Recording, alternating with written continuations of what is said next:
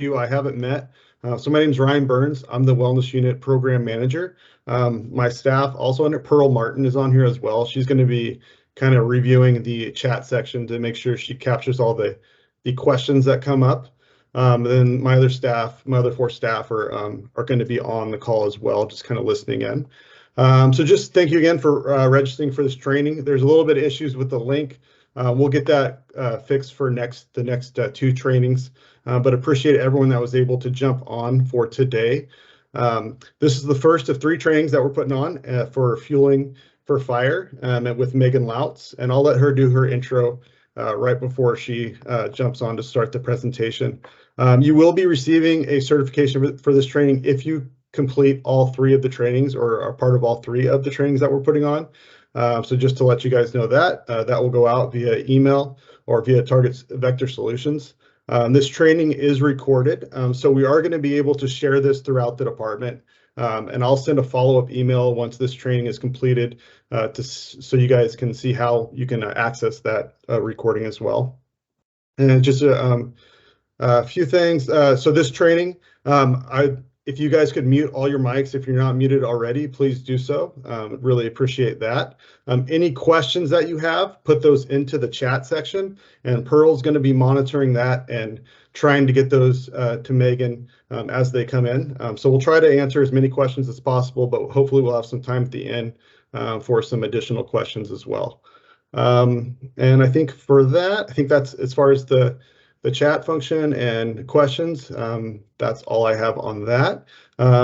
So this training is fire specific, so it is for all, but it is for all CAL FIRE employees. So it's open to our support staff as well as our field staff. We think it's very important, even if you're not in the field, that you have a pretty good understanding of the nutrition and what's needed for the job. So we have some people from BSO that are on the call because we are working with them with a few things in regards to nutrition as well. So it's just a great training, overall training for everyone just to be involved in. So just a little bit about Megan Lautz. She's a registered dietitian, strength coach for firefighters. And I'm going to let her actually do a much better introduction of herself and kind of throw it to you. All right, Megan?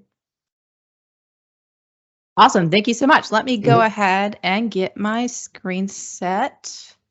All right. So hello and welcome to Fueling for Fire. So you get to sit with me over the next 2 or 3 Fridays, including today, to talk about firefighter nutrition. Specifically, I work mostly with structural firefighters, but have a little bit of experience working with wildland one-on-one. But why am I an expert in this area? So I am a registered dietitian, personal trainer, and recently upgraded to strength coach. And I have since about 2017, have worked full-time for relatively large departments, about 1,400 career members in the DC metro area. I spent about 5 years with Montgomery County Fire and Rescue to the right of DC in Maryland. And then now I'm currently with Fairfax Fire and Rescue full-time as a civilian dietitian, working primarily in nutrition, but also supporting our strength coaches as well with the fitness side of things. I am a registered dietitian. I have a master's degree specifically in sports nutrition. And then I also do consulting and have a social media presence under Rescue RD. So I try to post at least 6 times a week firefighter specific nutrition advice because I know it can be frustrating because especially this time of year, if you're looking on the internet, nutrition information can be very geared towards the 9-to-5 lifestyle. And a lot of times as first responders doing shift work, that's not always relevant for you. You know, what do we eat for midnight calls? How do I rehydrate after a fire or after a box? How do I eat when I'm deployed for some sort of wildland or urban search and rescue deployments? So that is what I'm specifically here to do. And I look forward to your questions. Please feel free to leave those in the chat. And if they are relevant to the slide that I'm currently on, I'll answer them right away. If not, we will leave those towards the end. So today we are actually going to go into kind of nutrition basics. So this will be a little less on the fire specific side. I will try to add some anecdotes on how to make it relevant. But this is kind of just like that nutrition 101. So for some of you, you might have had this education in high school or college, But I do want to make sure we have this foundation or this base before we move forward into like the fireground performance aspects of things and the recovery aspects of things. But the big thing that I want to kind of talk through first, and this is something you guys know near and dear, especially our career firefighters who work in structural, the seasons of your career are very relevant to how your wellness changes over the course of that 25, 30-year career if you get that far. And basically at each stage, there's a change sometimes in physical activity calorie intake. And I know, again, with you guys doing a lot more wildland than the DC metro area really does, there's even some nuances within these sections. But typically, if you do end up as a recruit and you're doing 6 months in an academy, the physical activity is significantly higher, even if you're just doing the fire side only.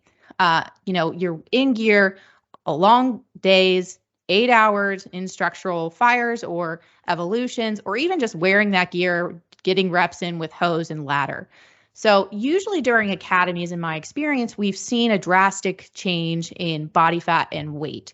Usually in my experience with Fairfax and Montgomery County, it's roughly an average of 1.5% body fat, up to 9% body fat in a 6-month academy, and at least an inch off the waist in those academies as well. Now, the challenge here is a lot of people will use this as a metric for the rest of their career, which can be good and bad. It depends on the person, right? So the challenge is for a lot of rookies or recruits, you're usually in your 20s, you're on the younger end, don't have kids yet, you're not picking up all that extra overtime, you may not own a house, you may not have all these other responsibilities that you have 10, 15 years into the career. So usually, even as a rookie, we do actually start to see that decline in physical activity and increase in calorie intake. Now, why is that? Well, if you're in the stations, you're now subjected to whoever is cooking at that station, the firehouse chef, right? So if you're at a station where you guys eat pretty healthy, maybe the station has a vegan or vegetarian chef, which I've seen over here, few and far between, then you might be in pretty good shape. But if you're at a station where it's brats and tots, I've seen cardiac casserole. Man, I should have put some more pictures in here. But I do get a lot of pictures posted on social media showing me, the different types of meals that some firehouse chefs will do. And that station impacts that rookie and how, how much you eat, how much you work out, and how much time you're really able to put to that, because those busier stations sometimes just don't have the ability to actually fit that activity in. And of course, again, over the career, typically we see a decline in physical activity. Some people are able to keep this at a really high level, especially our peer fitness trainers or the people who really love fitness, and this is a part of their lifestyle. They can stick to it. But what happens over the course of the career, a lot of you see injuries. Shoulder, back, knee, and neck are typically the biggest ones that we've seen.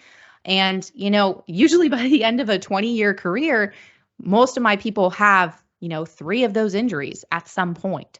So that injury can really impact your ability to work out, right? So if you love Olympic weightlifting and you really love snatches and overhead lifts and you blow out your shoulder, are you going to be likely to start picking up marathon training? Probably not. Some people do, but if you don't love that style of exercise and you can't do what you used to do, it can be very discouraging. And that can come along with also some of that post-traumatic stress disorder as well. Typically, if you run a really bad call, most people aren't eating a salad after that kind of call. It's kind of like the whole crew doesn't really talk about it. They might all go to the grocery store, pick up some ice cream, and just kind of chill when they get back. So that exposure to trauma, especially repetitive trauma, can really impact your dietary habits. Now, of course, promotional tests also are a factor. If you've ever studied to promote in the fire service, those captain's tests, those chief's tests, those lieutenant tests. When you're really studying for those and have kids and are picking up overtime and are at a busy station, nutrition, fitness can fall to the wayside.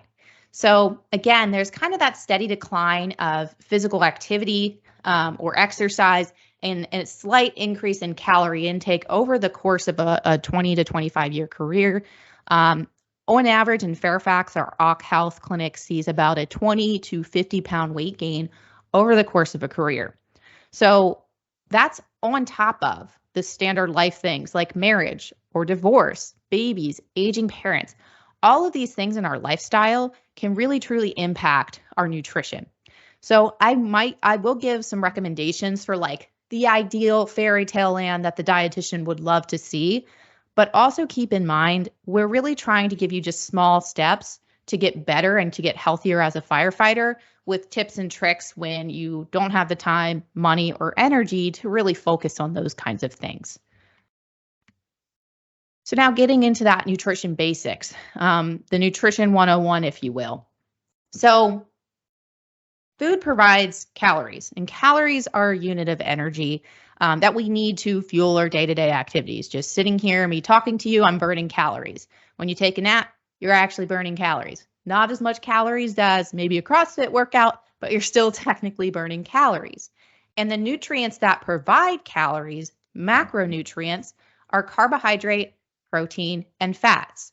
So these are the things that if you see that pie chart in MyFitnessPal, or if you've ever logged your calories in some sort of app, that's that circle pie chart. And we usually get a balance of carbs, protein, and fat. There are certain diets that will manipulate what percentage is what. For example, if you've ever tried that keto diet, which was pretty popular when I first started, it's kind of on the outs now because we found that most first responders don't really want to stick to a keto diet because you can't have a cupcake at your daughter's birthday party. You can't have a beer at your captain's retirement. It's not super fun, but some people, they stick to it and they love it. So it really depends on the individual. But we can manipulate these macronutrients based on your goals. And we'll talk about some of those goals a little bit later in this presentation. But again, macronutrients, we need them in large quantities and they provide calories. Now, micronutrients are also very important. Micronutrients may not provide calories, but they help our body process calories through metabolism. They're essential to recovery. They're essential to disease prevention, specifically cardiovascular disease and cancer, which are two of your higher risks as a firefighter. But they also are essential for fluid balance, specifically our minerals like sodium and potassium. So these are things like minerals, vitamins, phytochemicals, antioxidants, those things we don't need in as big quantities as macronutrients, but are still essential to our nutrition. Now, usually when we talk about calories and we talk about weight balance, and this slide is probably like a complete mind blow, but I want that effect. When we talk about calories, people will show you a scale, you have to make sure that you burn more calories than you take in to lose weight, or you need to eat more calories and burn less to gain weight. However, when it comes to obesity or overweight or gaining weight over time, it's so much more than just calories in, calories out. While calories in, calories out are the baseline, and that is important, and it's a really simple thing that I think a lot of us understand, there's so much more factoring in to being able to apply that. The application is the hard part when we talk about calories in and calories out. So this is a really, if you're a nerd like me, this is a graphic from the Obesity Society, and it basically just shows how many different contributions, both inside the person and outside the person, there are to energy storage or energy balance and how people gain weight over time. And I would argue that first responders have a bunch of other challenges in here, right? The sleep deprivation, the exposure to trauma, the low energy when you are off shift because you didn't sleep that night. All of those things all contribute to that weight gain over time. So if you've ever tried to lose body fat or lean out while you are a firefighter, a lot of times it is a lot harder than it might be for someone who works at a 9 to 5, or at least perceived as such. So again, not something you need to memorize, but just keep in mind, there's so much that goes on to weight gain and calories in, calories out. And I can give you some sample, kind of a baseline for macros later, but again, there's just so much more into it. And that's why you really want to work with a professional for those kinds of things. Now, when we talk about carbohydrates, so typically this is the time of year where a lot of my firefighters, at least on the East Coast side, slash their carbs significantly, mostly because, that holiday season really knocks out a lot of us, including myself. When the stations are overloaded with all these treats that the community brings in. The Girl Scouts are dropping off all their leftover cookies from the year. You're having shift dinners, holiday parties, plus social holiday parties with your family. That really adds up over time, and people start to feel really bloated and sluggish and just overdone and are ready for a big change, January 6th, right? This time in the new year. Now, here's the thing. When we slash our carbs, typically that can cause a change in energy or how you feel from the day to day. The first few weeks you start to feel less bloated and you might feel a little bit more clear, but a couple weeks in, a low carb diet can start to impact your energy levels in the day to day. Now, I'm not saying it's necessarily bad to go on a low carb diet, but what I want you to consider is that carbohydrates is a quick source of energy for high intensity training. Simpler carbohydrates that do not have fiber get into the system quickly and are able to be utilized for energy for specifically quick bursts of energy. So when we talk about firefighters, your job descriptions are a lot of quick burst activity, right? Forcible entry, pulling hose, lifting a patient. It's not a really long-term source of energy or long-term exercise, right? So the thing that is fueling those quick lifts are particularly carbohydrates. So when people drastically cut their carbs, typically after a couple weeks, they really start to feel that from an energetic standpoint during the day, during their workouts, during trainings, during fire suppression. Now, granted, when it comes to carbohydrates, for the most part, like 80% of the time, we're trying to go with fruits, veggies, and whole grains. Things that are nutrient dense, they're high in fiber, they're not as processed 80% of the time. Now, if you would like to enjoy a cupcake again at your daughter's birthday party, yeah, it's high sugar. Sure, it's high processed, but sometimes it's okay to incorporate those foods in. And I think that can be a challenge for a lot of our first responders, that black or white mentality, right? Like I should never have a cupcake again. But where that lands a lot of my first responders is in this, I'm perfect. And now I've fallen off and now I'm, gaining all 20 pounds that I lost back and then some for a year. And then I get it back on. And it's this yo-yo approach to nutrition. And what we're trying to do is kind of even that out. Now, typically in terms of percentage of calories, and I'll show this a little bit as a visual to make a little more sense, we're looking at 40 to 65% of total calories. So 40% is more like light duty. That's a little bit lower carb. Keto is 5% carbs. So that means you really don't get to have any fun. No fruits, very limited. No whole grains. All of that's kind of cut out in those keto-based diets. Now, when it comes to carbs, what is something that I really want you to emphasize as a firefighter or as a civilian staff member even? Overall, across the board, when I see first responders coming to me to work with me one-on-one, the biggest thing that they are missing in their diets is actually fiber. It's not protein, and it's actually usually fiber. And typically the average that I see in a firefighter diet when I look at their MyFitnessPals or their food logs is about 10 to 15 grams of fiber per day. The recommendation for women is 25 grams per day, and the recommendation for men is 35 to 38 grams of fiber per day. So these are things like fruits, veggies, and whole grains. Now, if you're vegetarian, you're vegan, chances are you're nailing this and you're doing, you're in my top 1% and usually come to my office and everything looks good. But when you're at those busy stations and you're just getting hammered with calls and, you were too tired to meal prep and you have to grab food on the go. When you grab food on the go, typically by the time you make it to, I don't know if you guys have Chick-fil-A in California. Probably should have asked that before I started this. But by the time you make it over to Chick-fil-A and it's 3:00 because calls pushed your lunch back 3 or 4 hours, are you really going to make that healthy decision and get like a salad and some chicken? Or are you going to go for French fries? Because I know for me personally, I'm probably going for the French fries, right? So typically, again, that starts to edge out that fiber piece, the fruits, the veggies, the whole grains. But why is fiber so important? Fiber keeps you full.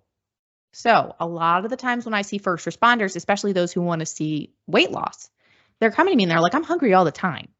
So it's really hard for me to lose weight because I'm starving all the time. And then the portions are really big and they feel really bloated because they eat really quickly. Fiber helps slow you down. It's a lot harder to eat fruits and veggies really fast and inhale it compared to something that's more processed and chopped down. So it adds roughage to your diet, it adds bulk, and it does help you stay more full. Now, if you went to, I don't know if you guys go to, I'm assuming you have like an Occ Health clinic or you have some sort of physical every year, right? And they say, hey, I looked at your blood work and your cholesterol is high. When people have high cholesterol, the first thing a dietitian does is pull their fiber up. We really focus on slowly getting that number up to 35 to 38 grams per day for men and 25 grams per day for women. So it can help reduce LDL cholesterol, so that bad cholesterol, and triglycerides by 15 to 35% when we increase your fiber. Hey, Megan, I've got yes. a question for you.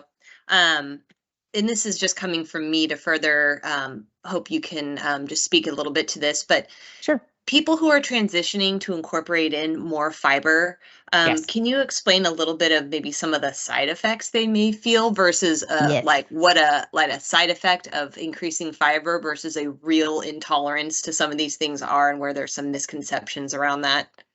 Yes, that's a great question because I was going to go right into it. So typically I take the blunt approach with this. If you are on a busy medic unit and you have 10 grams of fiber per day and you suddenly start adding a lot of really high fiber foods, what can happen with your bowel movements is they move faster, or sometimes they move slower. And then in a week or so, they regulate out. But typically when people are starting to try and increase their fiber, we do it in about 5 grams per week and just maybe by one snack. We add an apple here. We add some oatmeal here. The next week we do the apple and the oatmeal, and then we add an extra veggie at dinner. This is particularly an issue if you supplement. So you can see on the bottom of the slide, prefer not to supplement. A lot of times in my area, the first thing first responders hear when it comes to fiber is, okay, so like we're just going to shotgun Metamucil at lineup and hope for the best. So that can work. Supplements like Metamucil, Benefiber, which are psyllium, specifically Metamucil is psyllium husk fiber. It can help lower cholesterol. It can help with hunger. However, just taking a supplement does not incorporate all the antioxidants and other things that are really important in fruits and vegetables. Pearl, is that where you were going with that, or? Yeah, absolutely. And just, I just hear people, like, it seems like a lot of people like to jump to the conclusion of like, oh, I shouldn't have that. I need to take it out of my diet. It made me feel bloated. But a lot of the times these can just be the side effects, very temporary effects of introducing more fiber into your diet that you just don't have the gut microbiome to be able to like handle just yet. But kind of like working out or like muscles, you gotta, stick with it. And then it's not a problem anymore. So just that concept of like being too quick to jump to like a reductionist mindset and just eliminate things unnecessarily. Yep, absolutely. Perfect. Thank you. I just want to make sure that I answered that correctly. Yeah, thank you so much. But yes, sometimes there can be surprises, and we don't want to do that for our busy medics, and really change these things up. You don't want to go from 10 grams a day and jump it up to 38. Sometimes that can come with some surprises. But really what we're looking at, my big ask is, can you add more plants into your diet? And I'll hit this tangent a little bit harder a little later on, but really those plant-based foods. Now, this doesn't mean you have to go vegan or vegetarian. And of course, my understanding in California, you guys are a little bit more open to that than my like Pennsylvania, Virginia, meat and potatoes, Marylanders kind of guys over here guys and girls we have over here. But those plant foods are really important to your health, and they can help, especially the fiber piece will help with keeping you full, regulating your bowel movements, and then also helping with cholesterol and blood glucose management. Now, we've got a question, sorry, about just on that topic about utilizing probiotic rich foods such as fermented foods in addition to fiber. Yep. And if that's recommended. Yep. If you can incorporate any sort of probiotic foods, probiotics are kind of tricky. And again, with the supplement piece, in order to keep those little microbes and bacteria alive, you kind of have to keep them cold typically. And, heat treatments, particularly like canned and jarring, can kill some of those little baby guys. So just keep that in mind. Yes, we want to see that through food. Like if you can do more kefir and fermented cabbage, kimchi is another big one. Some yogurts, so long again that they're staying cool, which can be a challenge if you're on busy units to keep cool. Those things, if you can incorporate them more into your diet, The probiotic like supplements and pills, those things you really want to kind of go based off of a doctor or physician recommendation specific to whatever thing you got going on. Because most of my understanding, the evidence is supporting getting that from real food rather than, supplemental options. And we've got a follow-up question on that. Thoughts on kombucha and if that is an adequate source of probiotics. Yep. Kombucha is usually a pretty good source of probiotics. The one thing that you want to consider, especially anybody who's kind of in that sober lifestyle, it is with that fermented, it has a little baby bit of alcohol. Like it shouldn't be a concern to drink it on shift or something like that. But I always mention that because we do have some people who are, trying to live more sober. But yes, it can help with that. You can make it at home. I actually used to make it at home, and you have to use this like bacteria disc and then ferment the tea. It's a whole process, and it can get really sticky. So I personally would recommend it, but it is possible to make it at home. And I'm just going to read this most recent question to you. I know you're going to dive a little bit deeper into the veggies, but just to put this on your radar for when you think it's appropriate. But there's a question about someone hearing a lot of good things about a carnivore diet and your opinion on that. So for when you think that's appropriate to bring it up. Yes. Okay. I'm going to save that for a little bit later in the presentation, if that's okay, just because I want to make sure I get through the other macronutrients, because I know for protein, like usually I get a lot of questions. So yes, we will get to that. So with that, we have another macronutrient, and that is protein. So my bodybuilder bros in the audience, this is kind of my wheelhouse. I actually used to do bodybuilding. I don't look like it anymore now. I'm just skinny. But protein. So it is really important specifically for building tissue, not just muscle, but also skin and hair. Enzymes and hormones, basically all the building blocks of your cells is based out of protein. And typically for dietitians, we recommend about 10 to 35% of total calories. And I'll talk about some other ways that we can make recommendations in a minute. But really for protein, we're looking for a variety of sources. So both animal products, fish, dairy, nuts, seeds, and soy are typically our higher protein sources. Your best bet's going to be animal products, so chicken, fish, dairy, eggs, those kinds of things. But again, our vegetarians can focus more on the nuts, seeds, and soy. The challenge is when you're going for nuts, seeds, and soy is then the carbs are a little bit higher. So typically vegetarians, your carbs are going to typically be pretty high. Not a bad thing if you're active. Again, it's just really hard to stick to a low carb, high protein vegetarian diet in my experience. Now, we're looking for more of those fatty fish and seafood, lean proteins. We'll talk about why fatty fish in a minute. But again, that's typically a gap that I see in the fire service. The big thing that we're trying to cut back on when it comes to protein sources is those high fat meats. High fat specifically, it can jack your calories up significantly. Typically, it usually makes firefighters eat, a 16-ounce steak is kind of small in my experience with you guys going out to eat. So just keep that in mind. It can really pull those calories up. And we're still trying to watch those saturated fats from a cardiovascular disease standpoint. Now, a lot of people with that question is, should I limit my red meat intake? Some of the recommendations from the Cancer Society that I have seen is typically recommending to limit red meat and deli meat and processed meat to 18 ounces a week. 18 ounces a week. So usually this is where a lot of firefighters turn their backs to me or start maybe talking crap because I'm because you're behind a screen. But that's just because we're concerned specifically with those processed meats with a slight increase in cancer rates. They are technically considered a carcinogen based by our IARC. So the deli meats, that includes deli meats, bacon, sausage, and it doesn't matter what type of sausage, if it's turkey or beef. They're concerned specifically with the nitrates, and there are natural nitrates, like specifically from celery, but they're still not sure if it's like the nitrates in general, whether it's man-made or, naturally based, if that's still a concern. It's really kind of hard to separate that out in studies. But those are the things that we're trying to eat less with. Now, with that red meat piece, if you're going for like the leaner red meats, like the leaner pork loins, the sirloins, the flank steaks, those kinds of things, those you'll get away with a little bit more if you eat a lot of veggies. So that's where the carnivore piece comes in, right? So the carnivore diet, like I think they only recommend like some of them, it depends on who you're talking to. Some of them will recommend some fruits, but you're not allowed to have vegetables because they're worried about some of the anti-nutrients in vegetables. The challenges with anti-nutrients, and I might not have the right term for this. Sometimes they call it something else, and I can't remember off the top of my head. With these anti-nutrient arguments, you have to have these in really, really high doses. And typically these doses are not like human consumption levels, right? So, and the other side of that too is, as a dietitian, I know a lot of people assume that like all I spit out is my plate, but or the food pyramid, but that's not what we're getting at here. A lot of the evidence, or I haven't seen any evidence yet that suggests cutting back on fruit and veggie intake.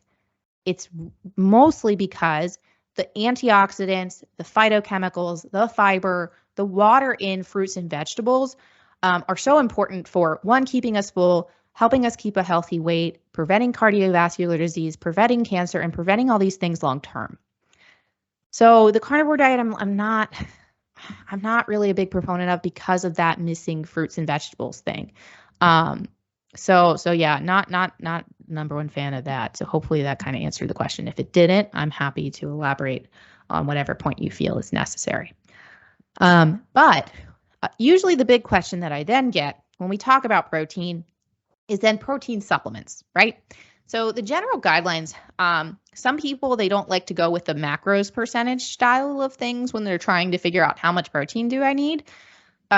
If you look at specifically active individuals, if I break this out per pound, it's looking at 0.7 to 1 gram per pound. When I work with people one-on-one, typically we're starting with 0.7 grams per pound, which for a 200-pound person is roughly 140 grams of protein. If you look at the USDA dietary guidelines, they are the RDA, recommended daily allotment. We are looking at, their recommendation is 45 grams of protein per day. That is to prevent deficiency, protein deficiency. Recommending more, going up to the 140 grams hypothetically for a 200-pound person, then that will help maximize muscle gain. If your goal is muscle gain, so you're trying to bulk up, you're trying to see some muscle gain there, or if you're trying to lean out. So when people, whether they're significantly overweight and it's been a couple years since they've gotten in the gym, the career caught up with them, even for those people who need to have a lot of weight to lose, you want to keep your muscle, right? So as we're leaning out, protein can help spare muscle specifically while you're trying to lose weight, and can also help keep you full. So that's why we recommend, or typically for my active individuals, about 0.7 to 1 gram per pound for most firefighters. Now, sometimes, again, for my bodybuilding, powerlifting people out there, you might see that based off a lean body weight. Usually I deal with that for the one-on-ones, right? It's hard to generalize when I'm talking to 100 people. But the other side of protein is we typically recommend spreading that out through 3 to 4 meals a day. And I'll hit intermittent fasting towards the end of this next presentation. But that 20 to 35 grams of protein spread 3 to 4 times per day is how you maximize that muscle gain if you're bulking, or that muscle maintenance if you're losing. So really spreading that throughout the day is a key factor there. That can also help in aging. So if you're in the drop and you're looking at retirement, the biggest, if you really want to continue playing with your grandkids or retiring to some warmer area and being active throughout, up 70, 80, 90, movement, weight training, and spreading your protein throughout the day and maintaining that muscle mass is such a key factor to maintaining those activities of daily living long-term for the rest of your life. For my people who are newer in the service and retirement is 20 years away, it can help with that muscle gain factor. Now, of course. And I've got a question for you real quick. Someone's asking for calculating their protein. Do you recommend basing that gram per pound off of total body weight or lean body mass? So that specific number is total body weight. And I think lean body mass is 0.3 per kilogram, which means you have to divide your weight by 2 points. So it kind of gets. I've always seen it done as total body weight, but yes. Yeah. So more common at least. Yeah, it's typically more common. Now, so when I have patients who are like 280, 300 pounds, so then you're talking about like over 200 grams of protein per day. And that's like a lot of freaking protein. It starts to get tedious. So yeah, then we would base it off a lean body weight. But I would say like if you're around like 220 or so, yeah, like just go with the 0.7 grams per pound and spread it throughout the day and you're probably doing well. That 1 gram per pound number, let me just clarify that too. That's for people who are cutting. You're starting to lose weight. You've been doing it for a while. You're not getting the calories, so therefore that higher protein amount can help be muscle sparing. So again, when you're asking for protein numbers and stuff like that, you kind of want to meet with someone like a dietitian one-on-one, because there's a lot of factors that I consider in. It seems like this simple calculation, but there's a lot of other things that I'm thinking in the back of my mind. So with that, and part of that is my big thing is prioritizing obviously real food over protein powders. But if you're going to like 150 or you're vegetarian, or more grams of protein, 100 grams of protein for a vegetarian, you may or may not have to supplement with powders. Now, the protein powders that you're going to see on the market, or when do we use these protein powders? One is for convenience. 2, it could be to hit the guidelines. But again, as a first responder, sometimes you just need something freaking portable, right? I mean, if your lunch is delayed again till 2 or 3, if you had a protein shake and a piece of fruit, it can at least hold you so that you don't inhale everything that's on the counter or on the kitchen table when you get back to the station, right? So that's when we're considering those protein bars and protein powders. Now, so the vegetarian and the vegan protein powders that have hit the market in the past, I would say 5 years, they've really kind of exploded. So the plant-based powders like Orgain or Vega, they're not bad. So the first thing that is, as soon as firefighters hear me say, okay, I'm not a huge fan of the vegan protein powders, they're not necessarily bad. They are not optimal for muscle gain. So whey protein powder is a dairy-based protein powder that gets to muscles very quickly post-workout. So if you take this with a carb, so maybe mix it into a smoothie, have a piece of fruit, applesauce pouches are another big thing that I like to use. It gets into your muscles very quickly. It doesn't take very long. It also has all of the essential amino acids that are required for muscle growth. It has leucine, which is an essential amino acid that is specifically important for muscle growth. So it hits that 3 gram threshold that's recommended. So that is typically where we start. Now, if you cannot tolerate whey, it makes you gassy, it hurts your stomach, you are allergic to milk or dairy, or you're vegetarian, so we would then move on to soy. Soy also has all the essential amino acids. However, it does have some anti-nutrients, which again sounds like a buzzword, but basically some of the phytoestrogens in soy can actually fight muscle protein synthesis, aka gains, and make it a little bit harder to realize those muscle gains. It's marginal. It's not a huge amount. But if I was going to maximize, I'd choose whey and then soy and then pea protein. And I apologize for the dogs. They saw something exciting. So when we're picking our protein powders, we start with whey. If we can't tolerate, we go to soy. And then we would start the pea or the other protein powders. There is some research to suggest that if you combine pea and grain protein powders, you see better results if you are a vegetarian or a vegan. However, again, that way, if you like it, you drink it.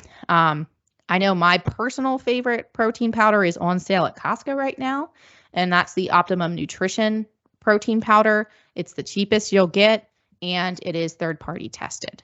Now, I'm sure I have some questions about that. Yeah, we've got one. One actually was a protein powder recommendation, so thank you. You must have known that was going to come up. And as far as protein consumption, we've got a question. How much protein can your body break down an hour, and is it okay to have 20 grams at a time? That's a great question. I should know it I don't know it per hour, but keep in mind that, so it will typically use about, depending on the person's size, 20 to 35 grams in a serving will be utilized for muscle protein synthesis.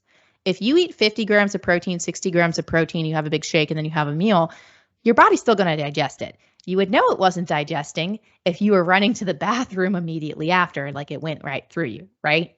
So it's actually using it for other processes, right? Building hair, building skin, building nails, building enzymes, that kind of stuff. So it's less of, are you going to utilize it? It's just usually people, their big thing is like, I want to see the gains, right? And the gains, 20 to 35-ish grams. With that, there's one other thing I want to mention with this. You kind of want to be careful with recommending protein supplements to people across the board. And the reason I mention this is because, so my uncle he's really into triathlons. He loves protein powders. And my grandfather was recently diagnosed with end-stage renal disease. So they were considering putting him on dialysis. So he was at the point where his kidneys really are not working anymore, right? So in an effort to get my grandfather to eat healthier, because he usually lives on that kind of tasty cake and cigarettes kind of diet, my uncle was pushing this protein powder on him. In the case of end-stage renal disease or liver conditions, kidney and liver, if you have some of those end-stage issues, we actually lower protein significantly because your kidneys and livers cannot process that excess amount. Now, that also scares people because they're like, well, if I have normal kidneys and livers, will having extra protein like hurt my kidneys, hurt my liver? Not necessarily. But again, that's why we talk with dietitians, is because we're looking at that whole picture. And I went on a tangent. Other questions? Yeah, we've got the differences between whey or whey isolate. Yeah, powders. so like a whey concentrate versus a whey isolate. Whey isolate is typically used at the end stage of a cut. And I'm sorry I'm using bodybuilder terms, but this is just where my brain goes. But typically used at the very end of a weight loss journey, whether you're cutting for a show or just trying to lose a little bit of fat so you look really good on your cruise, right? Towards the end of that, your calories are lower. You don't have as much room for carbs, especially if you're competing. So therefore, people will use those whey isolate powders because it's basically isolating whey entirely. There's no carbs, there's no fat to help with the palatability or help with the taste. So typically whey isolate, it's more expensive and it tastes worse because they put sugar alcohols in it, and it just doesn't. You need a little bit of carb and a little bit of fat to really like make it taste decent.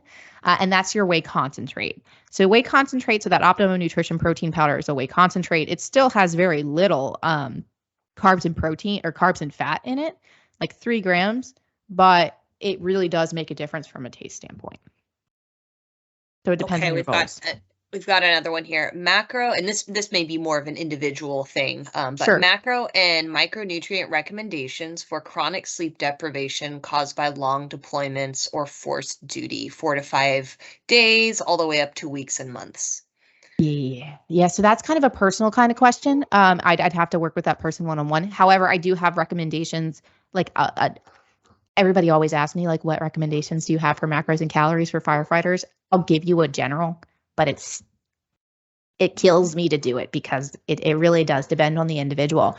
Typically in the case of long deployments, especially if you know you've lost weight in deployments in the past, then we are trying to get you to gain a little weight. So we put you like in a bulking phase where you get to eat a little bit more fun foods and you're eating more like peanut butter and like healthy fats, nuts and seeds, which we're going to get into in a second.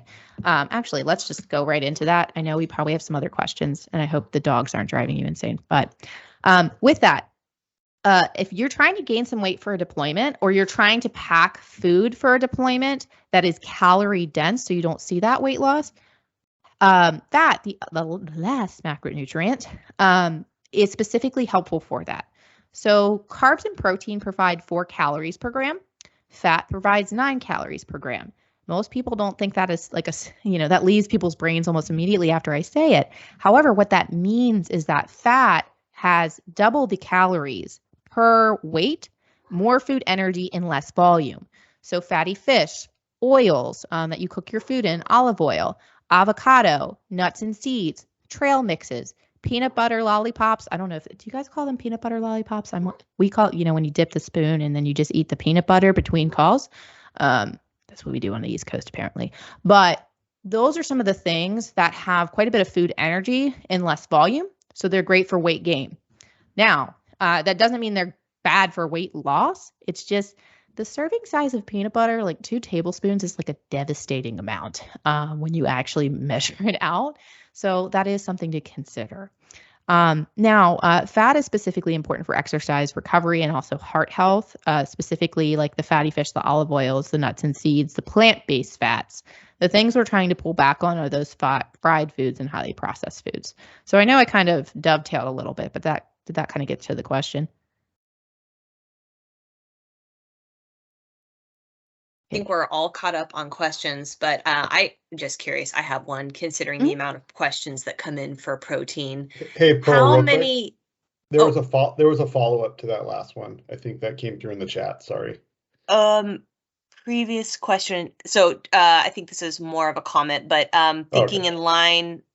thinking more in line for brain health and minimizing the negative effects of cortisol.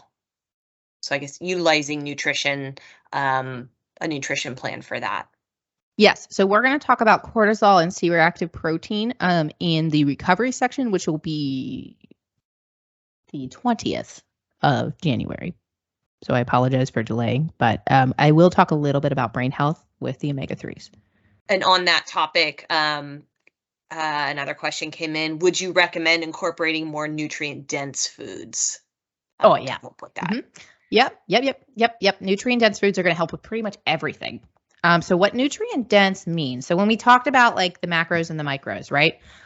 It's foods that are really high, have a high nutrient profile. So they have a lot of vitamins, a lot of minerals, a lot of antioxidants for the amount of calories provided. So for example, let me think of something. Avocado. Avocado is relatively high in calories because it's high in fat, but there's also a lot of phytochemicals, vitamin E specifically. It's high in a lot of nutrients. So therefore, for the amount of calories, there are a lot of nutrients packed in there. Now, if you had the same amount of calories of, let's say, like a corn dog, I don't know where that came from, but a corn dog, it's giving you a lot of calories and it's giving you a lot of life, but it is not giving you a whole lot of antioxidants and nutrients in there. It's mostly just for soul food purposes. So those nutrient-dense foods, they provide a lot of nutrients, not a whole lot of calories, and are essential for preventing those disease states, but also recovering from shift day to day. What types of foods or what foods have the majority of nutrients and minerals? Like what are these nutrient dense foods? Yes, and guess what they are? They are fruits and vegetables, and that is my job. I am a fruit and vegetable nag. Nuts and seeds are another big one. Even eggs have a lot of choline in the yolk, which they used to tell you, avoid eggs because of the egg yolk and the concern with dietary cholesterol. Dietary cholesterol is no longer a nutrient of concern, according to the USDA. Does that mean you should have 10 eggs a day? Probably not. I don't have an exact number, but we don't really limit egg yolks anymore. But yes, so the fruits and veggies are going to be your biggest nutrient-dense foods. Now, with that, if you're the type of person who you only eat broccoli and that's like your only vegetable that you like, but you'll eat a lot of fruit, eat the broccoli and eat the fruit. Just because cauliflower can help your brain doesn't mean you have to suffer through cauliflower rice in order to realize these benefits. Eat what you're willing to eat, and eat what you're willing to pack or what's available to you. Because again, especially for those deployments, they're not always available, right? But when you can, you're really trying to emphasize the fruits, the veggies, the nuts, and the seeds. You're getting that fiber again as well, yes. Going back to those fiber, which kind of I was going to ask this question earlier. How often do you come across real protein deficiencies versus coming across fiber deficiencies? Yeah, the protein. So here's the thing with first, at least in my area of the country, we're a lot of meat and potatoes kind of people. Now I understand that in California, there are a lot more vegans and vegetarians, but usually if I utter the word vegetarian in any of my stations, they're very much considering setting me on fire. So typically, less of a protein deficiency concern and more of a fiber deficiency concern. I don't know if you can have a true fiber deficiency. That's kind of a way that I just get people's attention, right? It's more likely to be a fiber issue for my first responders than it is a protein. Where I will see people having too low of or not too low, but low for what their goals are, low protein for what they want to see muscle gain. Typically those are females. So females, we have a tendency to prefer carbs. Like we would rather eat bread over chicken thighs any day, like 80% of my females. And vegetarians. So for vegetarians, in order to hit 100 grams of protein as a vegetarian who doesn't eat meat, it's hard. So that's where you have to start strategizing a little bit more.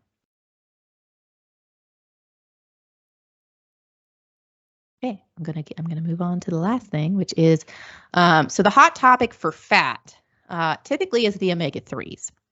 So omega-3s, and we were talking about cortisol and like recovery and stuff like that. And omega-3s is kind of one of those like power foods, if you will. I hate using that term, but it's one of those things that a lot of first responders don't eat a whole lot of because unfortunately omega-3 fatty acids are found in fish. So if you don't love fish, there's always that one person. Like my dad will leave the house if we make salmon.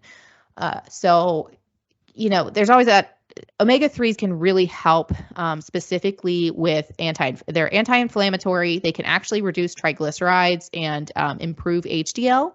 So a lot of times when I see, again, high triglycerides, high cholesterol, we do try to get people to eat a little bit more fish. And there is some evidence to support that omega-3s can improve brain function and it's kind of like sketchy, the research on depression with omega-3s, but some studies suggest that it could reduce depressive symptoms. Why? Well, there are 3 different types of omega-3s, and please don't ask me to pronounce them because I can't. ALA, EPA, and DHA.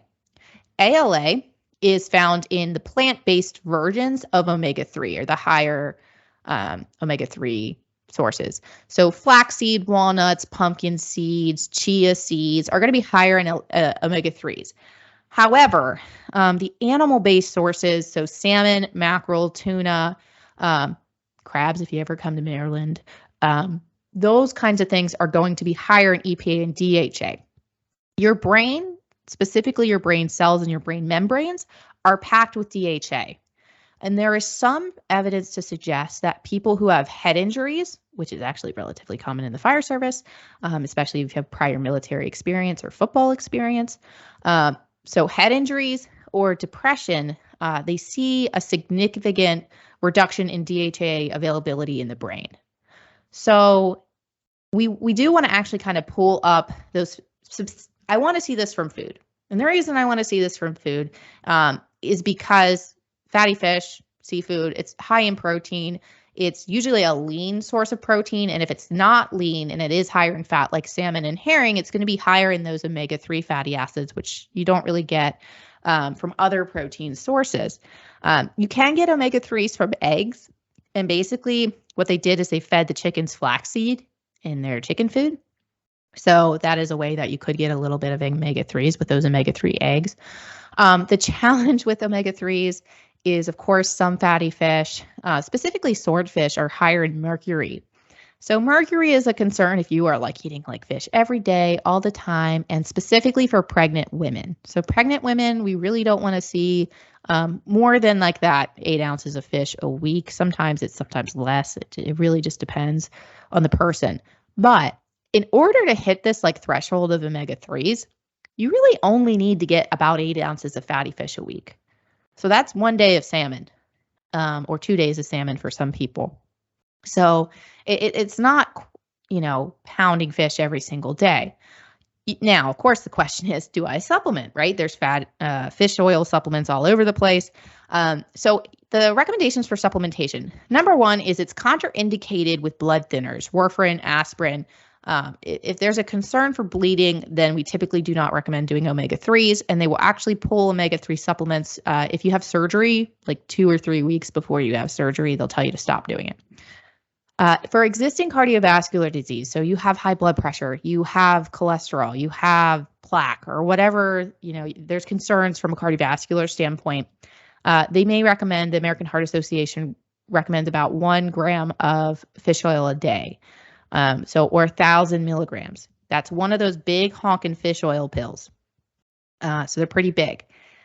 When it's high triglycerides, so if you typically for high triglycerides or triglycerides in general, we usually want to see it under 150, ideally 100.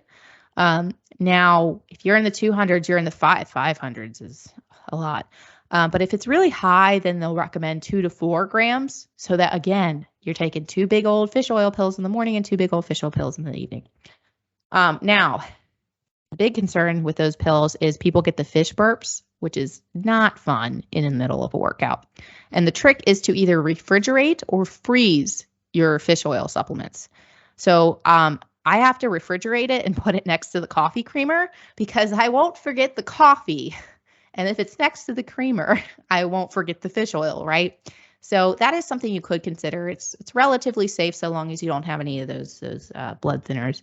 Krill oil, like what type should I take?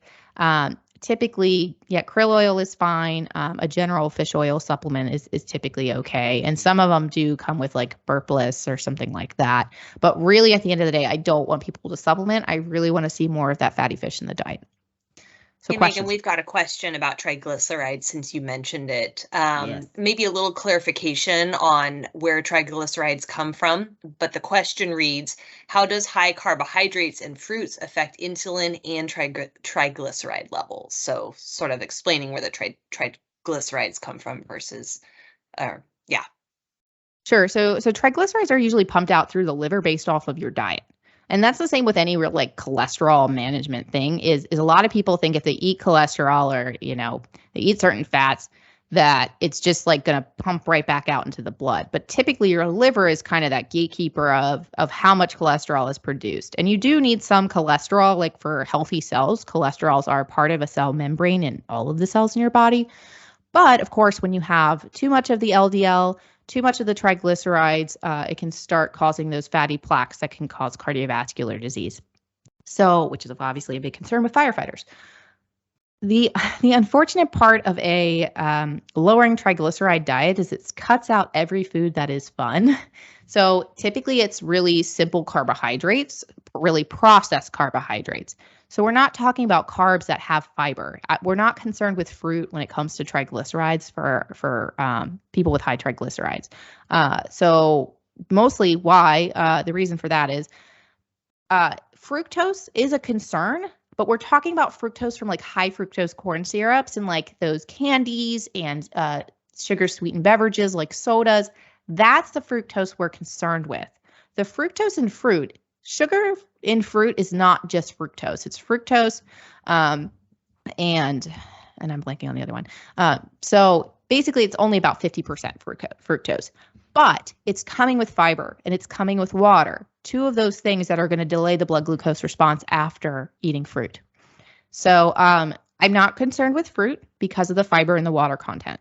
However, when it comes to like lowering triglyceride diet, we cut out those simple carbohydrates, the high fructose corn syrup products, which a lot of fun things, baked goods, candies, those kinds of things. We also cut out alcohol or like significantly reduce alcohol. And we increase activity. So those are some of the big things that we do with triglycerides. And of course, we consider the fish oil. So did that answer the question? Yes, I think so. And then while we're on the omega-3 topic, this might be a bit of a deep dive here, but we talk a lot about omega-3s and there is a lot of, I think, misconception about omega-6s being bad, but will you talk a little bit about the ratio and why it's important between omega-3s and omega-6s? Yeah, so the omega-6s you're seeing more from like red meats and stuff like that. So I haven't looked at the exact ratio in a long time, but basically the standard American diet, like eating out, eating on the go, eating a lot of fried foods, eating a lot of processed foods, not focusing on the fruits and the veggies, not focusing on higher fiber foods or foods that are higher in omega-3s, foods that come from the sea or leaner sources of protein, like chicken and that kind of thing, can significantly increase the amount of omega-3s and typically, we're not getting that intake of omega-6s versus omega-3s. So when we add more omega-3s, typically we see an anti-inflammatory response or a reduction in inflammation generally throughout the body. So that's kind of what we're looking for. You could go grass-fed beef if you wanted to. There's a slight reduction in like omega-6s and increases in omega-3s, but that comes with a cost. So typically, we're looking at maybe some more plant-based proteins or fish, algae, and those kinds of things. And Pearl, if you know that exact number, I'm sorry, I'm just blanking on it off the top of my I head. don't know the exact number, but I do know that the ratio is important. In fact, like a really important part of that. Sure. It's not Sure. necessarily that omega-6s is bad, but when it's out of balance and Yep. predominant, that's a problem. Yep. And it's easy to get out of balance, right? Like, so especially as a first responder, typically you guys are lacking time and energy. And that happens when you work shift work or you're deployed for a long period of time and all you have available is whatever's on the lunch line, right? So don't beat yourself up too much, but your biggest thing that you can take away from this when we're talking about those balances is, can you get some more seafood mixed into your diet? Maybe do some shrimp tacos. I know they're a little bit more expensive. A lot of my firefighters who've started doing salmon in the firehouse, they actually talk to the giant fish, like the guy at Giant who does the butcher and the fish, and they will knock it down 50% off for something that like may go in the next day or so. So it needs to be cooked like that day. So that is a way that you could reduce the cost and maybe negotiate with some of like your local grocery stores and stuff like that, which is a little uncomfortable, but typically they're more than willing to help you as first responders. So that's how you would really, again, we're trying to get more fruits and vegetables in. We're trying to get more fish and seafood in. Other questions? We're all caught up for now. Perfect, because we need to do a break soon or everybody's brains are gonna hurt. But I'm almost through this. So, okay. So as mentioned, don't love giving macros to a general group of people because this is a really specific thing. You have different goals, you have different bodies, you have different lifestyles, life cycles. For example, someone who just had an infant versus somebody who has, a 25-year-old out of the home. That's, we may have different macro considerations based off of that. So the biggest thing I want to mention for macronutrients, this is what I was talking about with the percentages. So typically with carbohydrates, the higher your calorie needs are because you're more active, the more carbs you're going to need because you have more calories to work with. So therefore, we're going to add the carbs. If you go on light duty, if you have an injury, you go to desk work or some sort of position like that, we have to pull the calories down because you're not burning as much, right? So then we typically start to eat into how much carbs we're allowing for that to keep the protein high enough. So you can see, our light duty person who is a 30-year-old male, 5'10", 85 pounds, and is just trying to maintain their weight, they are looking around 2,100 calories to stay where they're at. But if they start working out, they go to the academy, they're doing 5 to 6 workouts a week plus burns, they might actually need more than that 3,000 calories. You know what I mean? And my understanding is wildland firefighters, when you're working a line, we're looking at 4,000 to 5,000 calories a day. And I'm sure it is extremely hard to get that in and to carry that amount of food or to get access to that amount of food. So that becomes the issue for the wildland side is, wow, that's really exciting. We get to do 4,000 to 5,000 calories a day. It's like, okay, where's the access to the food, right? So when we talk about macros, this is, a moderate carb diet. The higher, the more activity that you're doing, we're doing more carbs and we're trying to spread them throughout the day to support activity. But, this is just a rough example, right? So you need to work with a dietitian for personalized recommendations. However, if you are trying to just get an idea of what works for you, MyFitnessPal is really great. However, if anybody's on MyFitnessPal, they took away the barcode scanner and they're trying to make people pay for it. You can use the free version. They just have a crap ton of ads.